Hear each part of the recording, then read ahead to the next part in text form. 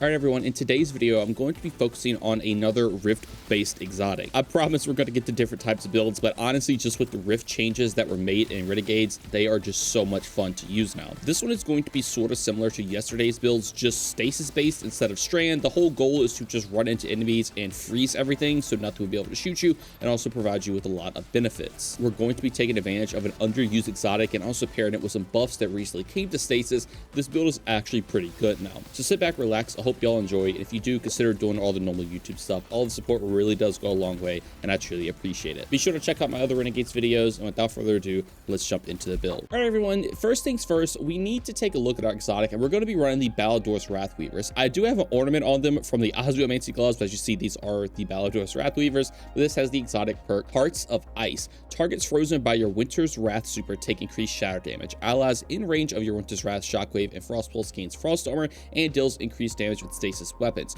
Granting these buffs to allies great new super energy. All right, so this exotic does quite a lot. You can almost kind of view it as a support tool, but essentially you can just place your Rift down. You're going to get max Frost Armor and some stasis weapon damage, which is super nice. This can also apply to your teammates, and if it does apply to your teammates, you'll get some super energy. Now, that's the other part of the exotic, and that is going to be, it will increase the shatter damage of your super. Now, Winter's Wrath is notoriously a pretty awful super.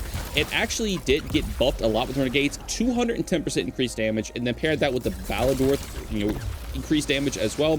It can do some respectable damage. I don't think this is going to be like the new go-to end-game DPS super by any means, but you can now actually just use it to kill things instead of just using it to freeze everything and then maybe get like a res or something, is how I normally used it. Now you can actually kill some tankier targets with it, do some okay boss damage, which is nice, but again, I still don't think it's going to be anything too crazy. The main focal points of this exotic is that it's going to be all around placing this Rift down and getting these buffs that will pair well with our subclass, but the super damage is obviously just also a nice touch. But now let's actually take a look at one of the main aspects that we're going to be running with this build, and that is going to be Frost Pulse. This was mentioned in the Balador's exotic, but essentially what this does, you can just run up, place your Rift, you're going to freeze everything. And this also has gotten a buff, I think in Ashed Iron, to be able to grant class ability energy back every time you freeze a target. So as you see, we froze those targets and we are at around half of our class ability energy. So you're going to be able to spam this Rift over and over again, which is just super, super nice. The next aspect to play into is just going to be Ice Flare Bolt. So whenever we shatter a frozen target, it will basically just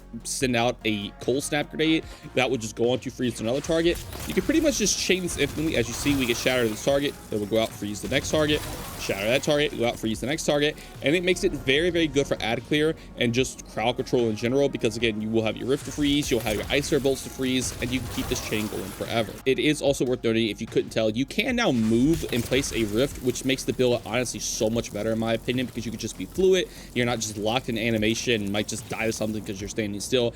It's an absolute game changer with these types of builds, and I really do think it makes the build 10 times better just because of that one simple change. Now taking a look at our fragments, these are pretty interesting pair with this. First one's just going to be Whisper Fissure, so we deal out more damage and have a bigger size when we shatter a stasis crystal or target. This is just nice. It's not too crazy. But next up is Whisper Refraction. So whenever we defeat a slowed or frozen target, it will grant us class ability energy. So a thing to remember here is that freezing enemies with their Frost Pulse will grant class ability energy. And now whenever we kill these targets, as you see, we're going to be getting class ability back. So just off of these 4 targets alone, if I could have killed that one a little bit faster, we got our Rift back just with that. So you don't really have to worry about not having Rift with this build, because you're always going to be able to have it. And with these Ice Flare Bolts also going out and freeze a target with another aspect, you can kill those as well to grant even more Rift energy, which is just super, super nice. So again, as you see, you're always going to have a Rift with this setup, which in return means more stasis damage, more frost armor, and just everything frozen on the battlefield. Keep in mind, this does work on slow targets, and we'll talk more about that once we get over into weapons. But the next fragment is Whisper of Rhyme, so we have more frost armor stacks and duration. This is great because with your Balador, you're going to be able to get 8 frost armor stacks. It would typically be 5, but not every Rift you place, you're going to get 8 stacks. It lasts for 13 seconds, and you're going to be able to keep this up forever because, again, you can't spam your Rift all the time, but we can also take advantage of the fragment Whisper of Fractures. So whenever we shatter a frozen target with a melee, we will get a stack of frost armor. Now the reason I like this specific setup, because as you see here, we can pop a Rift down, we'll get max frost armor, and if you ever have a time where you can't get frost armor, aka get your Rift back, you can just go in for a melee attack and it basically resets the timer back to 13 seconds. With the Ice Flare Bolts also being able to just freeze targets over and over again, as you see, you can basically keep this ×8 up. You just have to weave a melee in here and there, but everything's going to be frozen anyway because of your Rift. You can just pop the Rift freeze. It's going to just basically let you have infinite frost armor, if there ever is a time where you can't put a rift down. So that is just something cool to keep in mind. If you want to swap this fragment out for something else, you totally could, but in all honesty, there's nothing here too crazy that works super well with this build,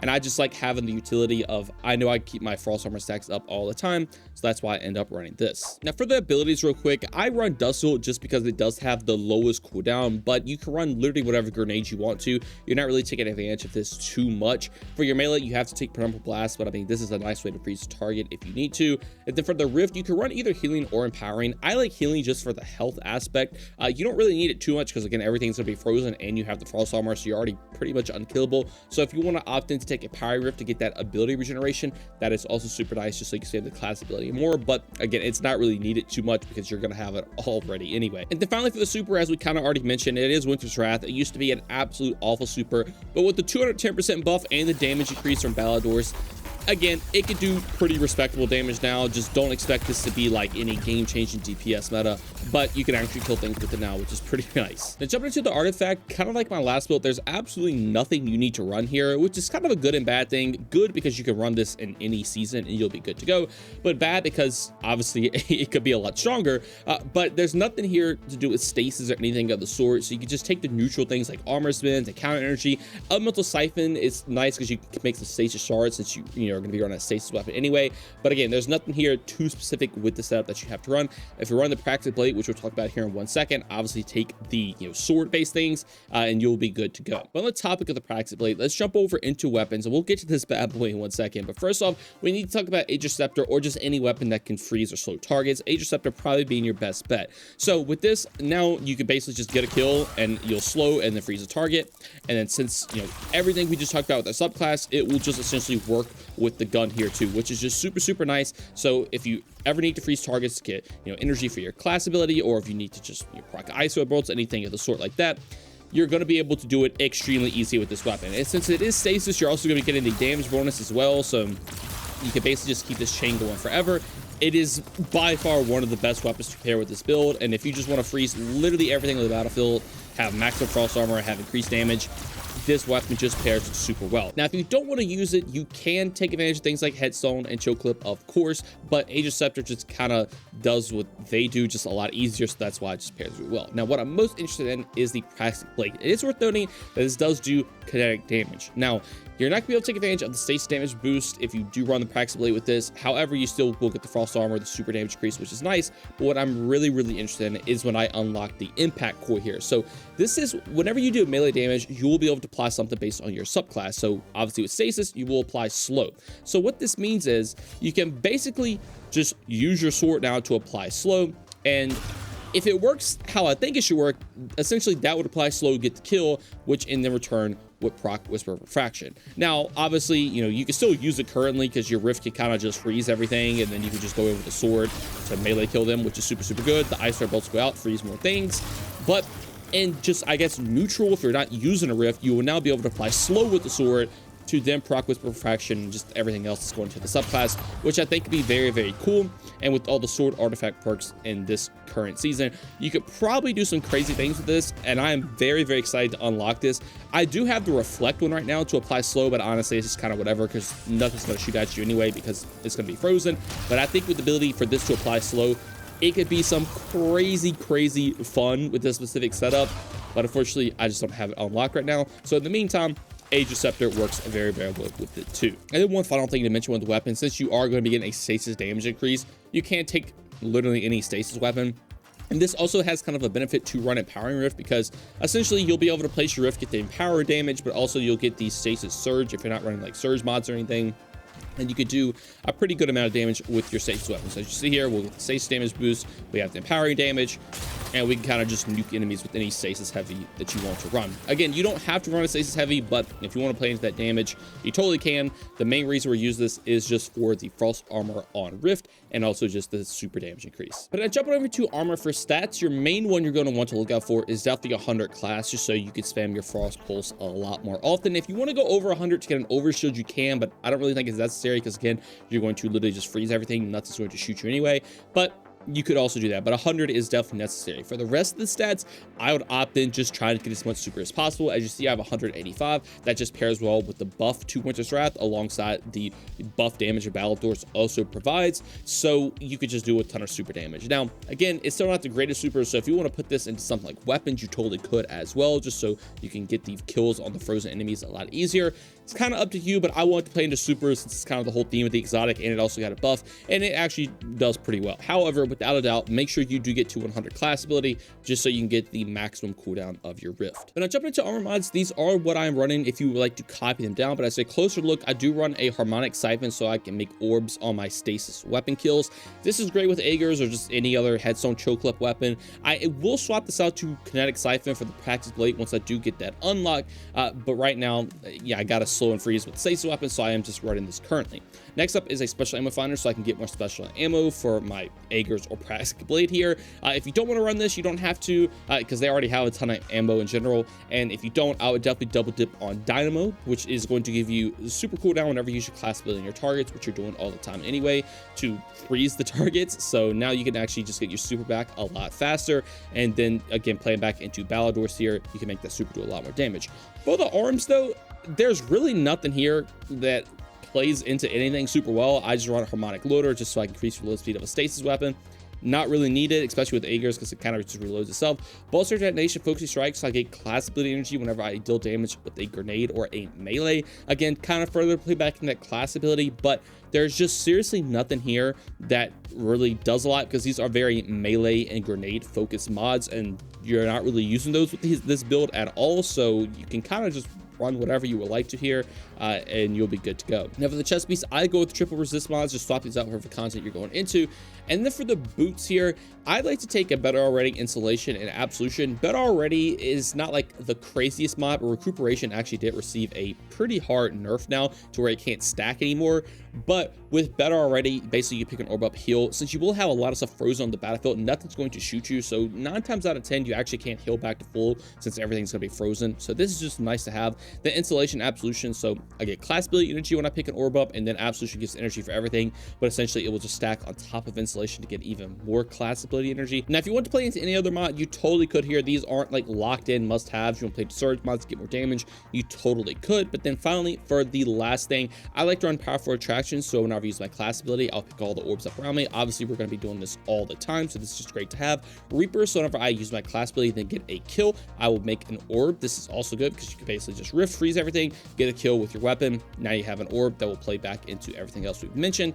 And then special finisher, so when you have 3 armor chart stacks, you're going to be able to make special ammo whenever you go for a finisher. And again, since we are mainly playing into special weapons with this build with Aegers and the Practice Blade, once I do get that unlocked, that just means now you're going to be able to have more ammo for those weapons as well, which is super, super nice. But now jumping over into set bonuses, there's nothing specific here that is going to drastically change this build up. It is worth noting that if you are running the Practice Blade, once you do get that upgrade, obviously taking something like Swordmaster or even the Sage Protector, which you can't see currently in the game, are going to be very good because these do play heavy into swords, so that's probably what I recommend. But obviously you have the classic Smoke Jumper and Adapter. With Smoke Jumper not being like too crazy with this build because you're not really making a ton of orbs, I guess the 4-piece is okay, but you know, if you're playing with teammates that are making a ton of orbs, obviously Smoke Jumper's good and Adapter's always decent. But there's nothing here that's like, you know, specifically stasis themed or anything of the sort. So if you're playing into any specific weapon, you could take that, you could take Bushido, you could take, you know, Tech Set to play into the Practical Blade as well if you would like to do so. It's honestly completely up to you because again, there's nothing stasis or class ability based, anything of the sort like that. So you kind of have free reign with what you want to take. I'm probably personally going to just play into the sword related things once, you know, it's like Sage Protector does come out, and I do have the Practical Blade upgrade. And then for the final part of the build, this is the Transmog I'm running. I went for a very Ice Warrior theme look to kind of give it that like tankiness feel with all the Frost armor. I did use the Osmiomancy ornaments on the Balladors because let's be honest, the Balladors are just not that good looking. I mean, they don't look too bad with this specific Transmog, but I think with the kind of just ice shards here, I think these look a little bit better. But the Take a Chest piece, the new Cabal helmet, overall, I think it turned out looking pretty cool. And if you want to make your Warlock look like this, definitely be sure to copy it down. Anyways, though, that's going to do it all for this build. Let me know what y'all think about it down in the comments below. When Frost Pulse got released, it was very much looked over and not really used at all because there really was no benefit to do so with. But slowly, buff after buff to things like Balladors, Frost Pulse in general, just buffs buffs in general to the Stasis subclass, new weapons available, and everything of the sort, it has actually made this build very, very strong. Being able to just have permanent frost armor, being able to just permanently freeze everything, being able to just play into the subclass very heavily with your weapons. It is an absolute blast. It's a ton of fun to play. And again, it does play very similar to the new exotic Strand helmet as well. You can kind of pick which one you want to use. Some people may say that the Strand one's better because you have access to things like Needle Storm, which is very, very good for like obviously a burst super. But with this one, I think the neutral game is slightly better because you're getting all the frost armor. You're going to be able to use the Rift a lot more often from my playtesting.